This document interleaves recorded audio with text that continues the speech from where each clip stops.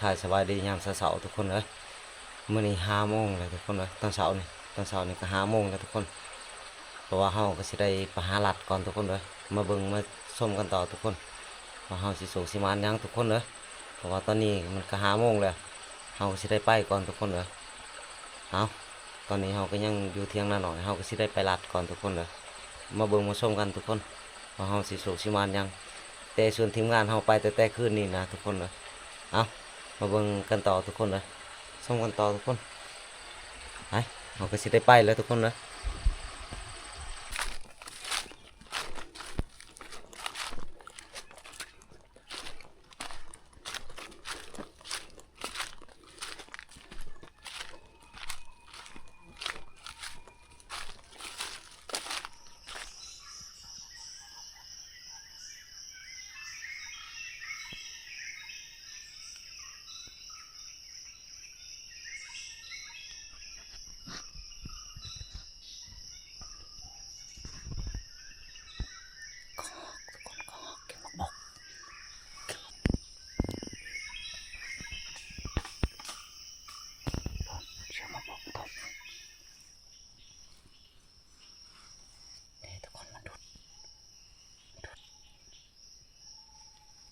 มันจะขึ้นไปบนไม่จักเลยขึ้นไปบนทุกคนเราสินำไปล่างของทุกคน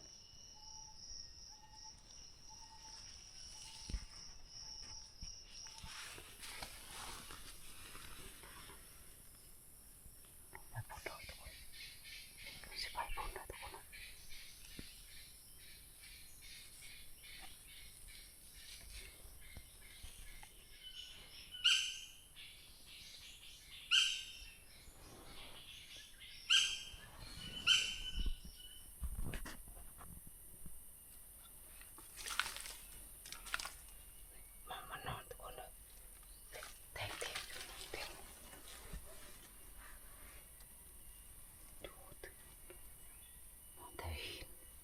เที่ยวเรือพีนมันนอนทุกคนเลย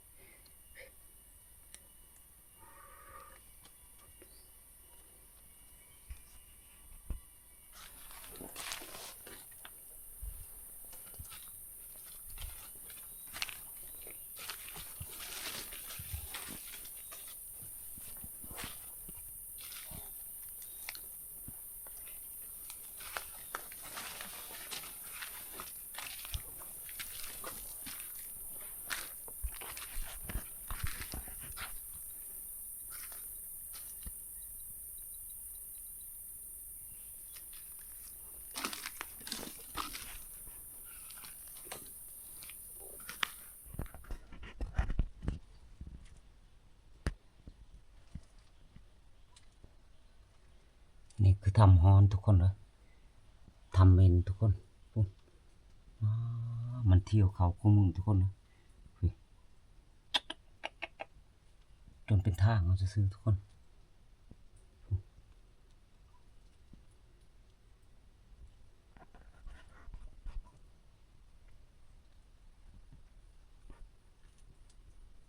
จนเป็นนะจนเป็นเราซื้อนะ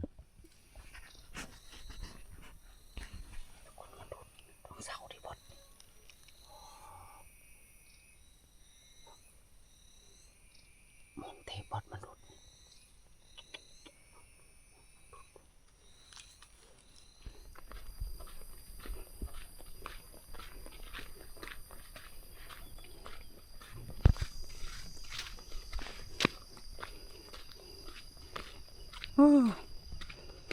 ส่วนผู้มันพวกทุกคนเลย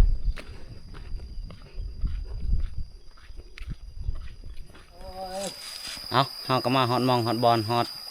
สถานที่พักเช้าแล้วทุกคนเลยเฮาก็บ่สู้ประมาณยังเฮาพออยู่ฮักแต่เฮาบ่ได้ทับทุกคนเลยเอาทีมงานเฮานี่ก็มา2 คนเลยทุกคนเลยนี่คือผ่านป่าเป็นจะได้ผ่านป่าบ่ได้หาอีหยังคืนนี่พบแต่สะพบแต่สร้างโอ้สร้างกับพบคอยกับพบสะสุคนสุปบแม่นโอ้เขาก็ย่านเฮาก็ย่านเขาแม่นกัดแลนย่างน้ำก้นกันอะไรหุ่นทางเดียวกันเนาะในผ่านลุงนี่ย่านแท้ๆใดโอ้ยลุงบุญมีแฮงคักเบิดเท่านั้นทุกคนเลยวันนี้ผ่านป่าก็มาทุกคนเพิ่นกับป๊อบสร้างคือกันตอนนั้นอันนั้นมันไล่ ในพรานนี่แหละบัดนี้มันไล่ในพรานป่าอีกทุกคนเด้อเอ้าเป็นจะได้ในพราน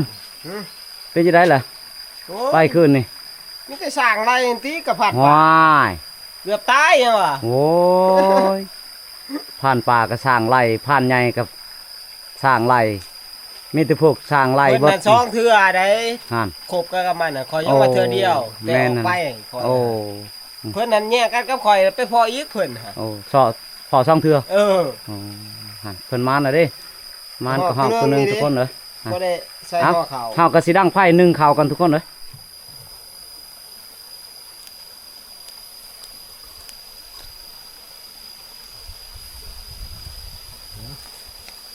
แต่รอเวลามัน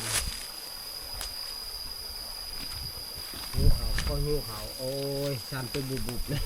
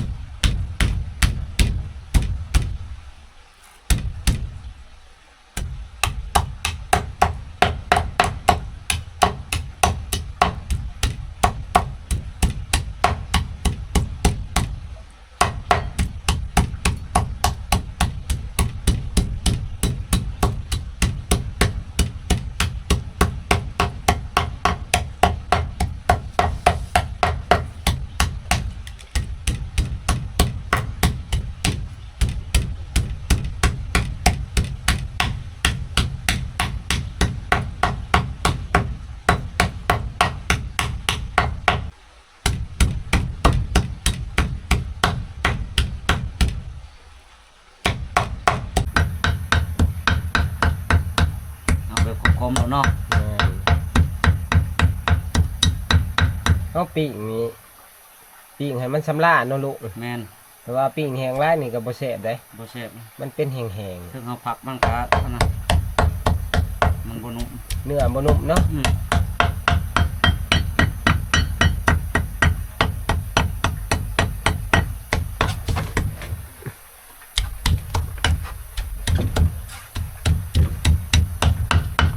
โอ้ยหิวข้าวบัดนี้หอกมันแก่แล้วมันอยากน้ำ มันยามแน่นะ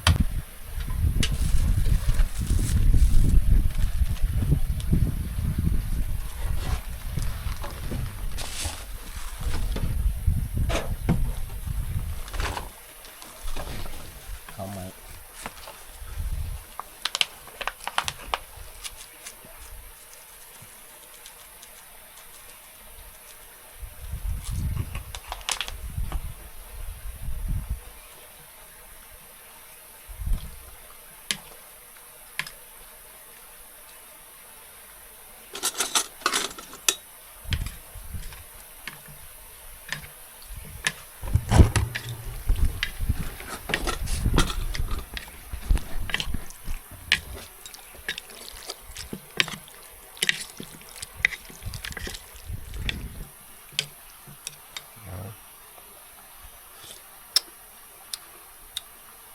บ่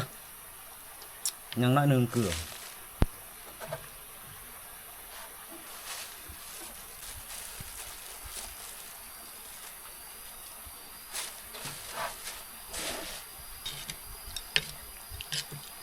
หวยแล้วบ่พอยังเนาะลุงเนาะ บ่ โอ้ย นั่นแหละก็ลง เอ้า ไปทำ มาทุกคน ทำไหั่นแหละ มาพร้อมหน้าพร้อมตากันแล้วก็ ก็คิดว่า กินข้าวทุกคนเอ้ย บางเทื่อก็แม่งเทื่อ นี่ลาบ นี่ แม่ บ่เห็น หางผัวทุกคน เว้นยังนะ อ่ะ หัก มา ล้ มา มกับป้ายังมื้อเช้า โต เนาะ โตยังนี่ นะมากินน้ำก่อนต้องเบิ่งจอก ลังเจ้าลุงใส่นะ มาพี่น้องมากินข้าวนำกันมากินลาบแม่งหางผัวนี่ทุกคนเลยผ่านใหญ่เพิ่นมาเมื่อเสาร์นี่อย่าโดยเด้อมานี่ จ่า อืม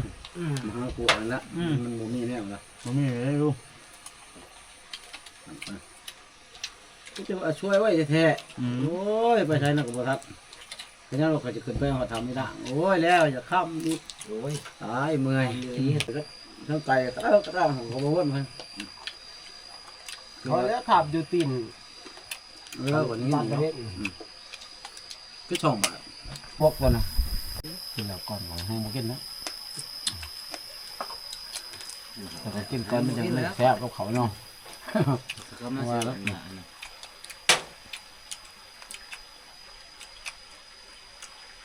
คนเท่า งามกลับขึ้นมาเมืองชนโลกคอยว่าสิพอตั้งนกขึ้นเนี่ยแล้วนั่นด้านนั่นน่ะหัวมันคือจะโน่นกับโน่นบาทเนี่ยเมื่อเวลาก็คือโน่นหลายเลยนะ งานนะ โอ้ยเขาก็น้ำลงไปลุมน้ำมันปฏิโภคแน่ได้มันเป็นป่าเห็ดแบบเพื่อนห้องได้ยินเสียงกูเขียบอยู่แถวภาคเบื้องนั่นโอ้โหแม่นแล้วมันเป็นหกบาทเขาก็บ้านได้ผู้เดียวก็เพิ่นพวกอันนี้นะพวกบาส้มพวกอันนี้มาให้ทุกคนกูใช่แหละก็ว่ามันตกเทงนะกับโบเทง อ๋อทุกคนหลังจากเฮากินข้าวกินน้ำแล้วทุกคนเลยเฮากับปรึกษาหารือกัน ว่าสิย้ายทับบัดนี้เว้ากันใหม่อีกว่าเฮาก็สิบ่ได้ย้ายทุกคนเลยเพราะว่ามีสร้างไร่ผ่านใหญ่ขึ้นนี่กับผ่านป่าเนาะเพราะว่าเฮาก็สิบ่หารไปทุกคนเลยเพราะว่าปกติแล้วเฮาก็สิอยู่นี่ต่อทุกคนเลยเฮาก็สิบ่ได้ย้ายทุกคนวันนี้ก็ขอมกขอบใจ FC พังไทยพังลาวที่ได้เบิ่งได้ชมทุกคนว่าเฮานี่ก็บ่สูกบ่มานหยังบ่ทันสูกทันมานหยังทุกคนเลยสำหรับวิดีโอนี้เฮาก็สิปิดเพียงเท่านี้ทุกคนเลยเอาสบายดี มันอยากรักแน่มันไปแบบนั้นเลย